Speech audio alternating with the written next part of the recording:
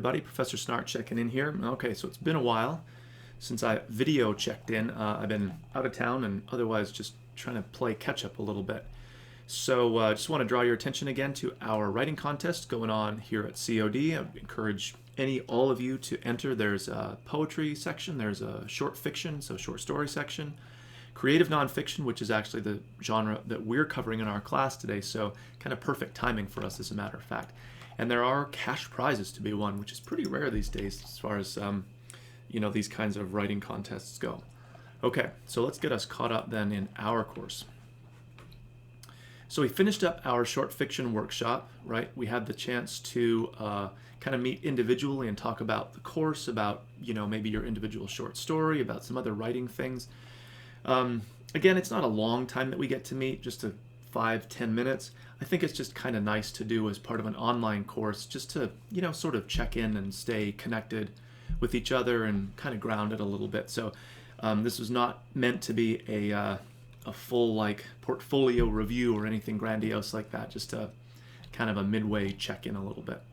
So then we moved through to the first unit in our creative nonfiction section of our course, and sort of a low impact unit, kind of intentionally coming out of the fiction workshop, and then what ends up for me being a really busy time trying to meet with everybody and match schedules, and some face-to-face, some virtual, even though for most people it's only that brief appointment. So Unit 6 really just had us getting introduced to this idea of creative nonfiction, and it's sort of like a blend of short fiction, but it's fundamentally things that are about you or that have actually literally happened. So it's a mix of the truth and the made up. It's fundamentally true as far as plot details go, but it's not just this happened, then this happened, then this happened, then this happened. The trick is to sort of derive some larger significance as you're writing about your own experience in the world. So we start really the thing that really takes the time in Unit 6 is just watching the video and interview material with those writers who write creative nonfiction. We then get into Unit 7, which I think is a really fun one, and that kind of builds us toward our next workshop, where instead of writing a short story, we're writing a creative nonfiction piece. So Unit 7 borrows from this series that's called This I Believe. It is kind of a big, writing, I don't know what to call it even, a writing series, I guess you could say. It has a whole website that we'll look at here, and I've heard them aired on NPR, but it's not just a radio-based kind of a thing. So anyway, a couple more interviews just to help us to wrap our head around creative nonfiction as a genre that's distinct from short fiction. It has its own kind of, tone and style, I guess you could say. And it's not super important that we be able to make these definitive distinctions between one genre and another. There's clearly overlap between short fiction and creative nonfiction, but it also is important that we do honor some of those important differences. And so when it comes to our next workshop time, you're not just writing another short story. It's going to have aspects that are familiar in terms of writing a short story, as far as organizing plot details, rendering dialogue, making it interesting, writing it well, but it's fundamentally your experience that you're talking about. So we're going to do a kind of micro version of that here using the This I Believe framework, I suppose.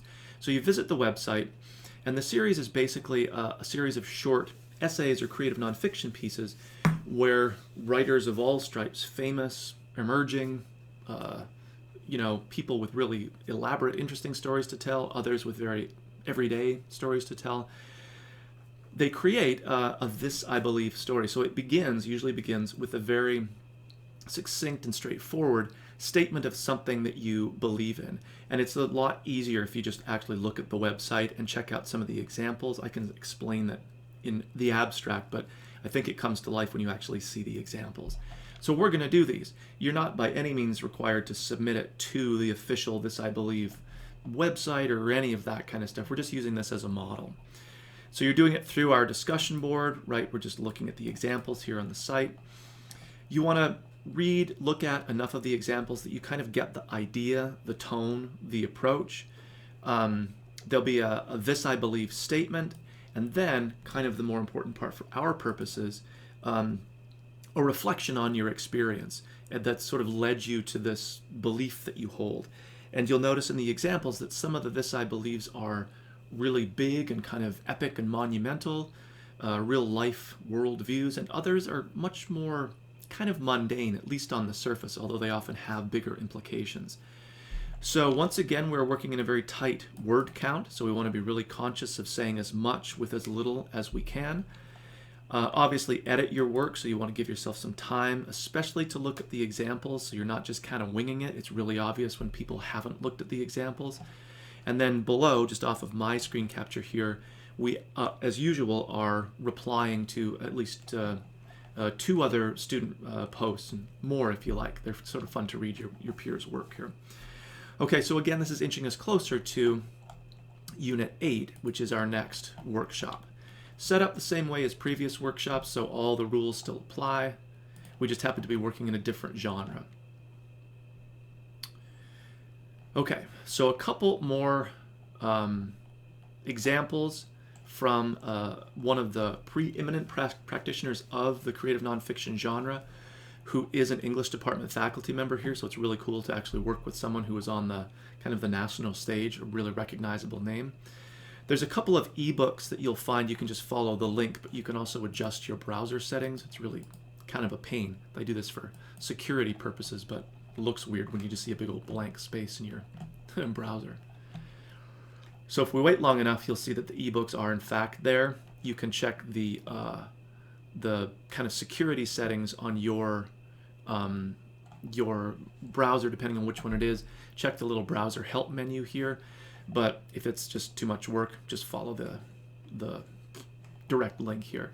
So all I'm asking you to do is just read some of the pieces from these books. I don't think what we get is the full version, but you'll find a bunch of stuff here. And you'll notice again, I want you to look for the sort of tone, the way that the author blends things that have actually happened, right? Real experience, real, quote unquote, real things, but communicates those in a way that they're interesting to read. They have that still the craft of writing to them, and they also communicate some larger kind of sense or meaning beyond just the everyday plot details. So you're not just reporting like a journalist, an objective journalist would, but you're also not like a short story author would, just inventing things totally, out of the blue. The review of how the workshops work, this is nothing new. And then the assignment, right, really just create or write a piece of creative nonfiction. It can go by different terminology, but they all kind of work the same. Again, pretty limited word count. We want to really be focused in our writing. A couple of other kind of reminders about things, and then you'll see our groups are set up.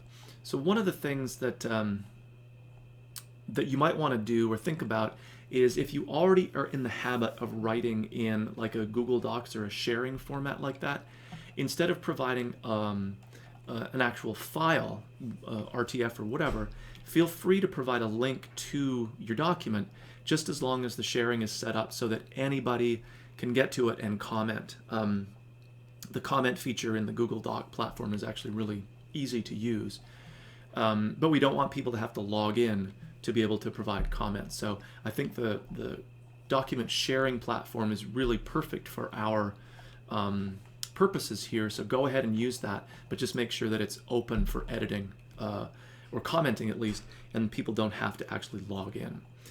Okay, so we want to review those due dates too. I'll quickly pop into those before we wrap up. So again, finished up Unit 6. We now turn around for 7 and the This I Believe, very short personal essay you're doing. And then we get into our creative nonfiction, posting date Thursday the 16th, and then turn around for Sunday. And then we move into a quick step into poetry, and then we're actually at spring break, which is kind of great. Okay, so as always, right, be in touch with any questions or concerns. Hopefully we're deep enough into the course that you feel like you're starting to learn some ideas about writing, but also doing enough writing where you can kind of try things out and see what works and what doesn't. you recognize your own strengths, habits, maybe weaknesses as well. So you're beginning to get that kind of self-knowledge that, especially when it comes to writing, takes a long time to emerge.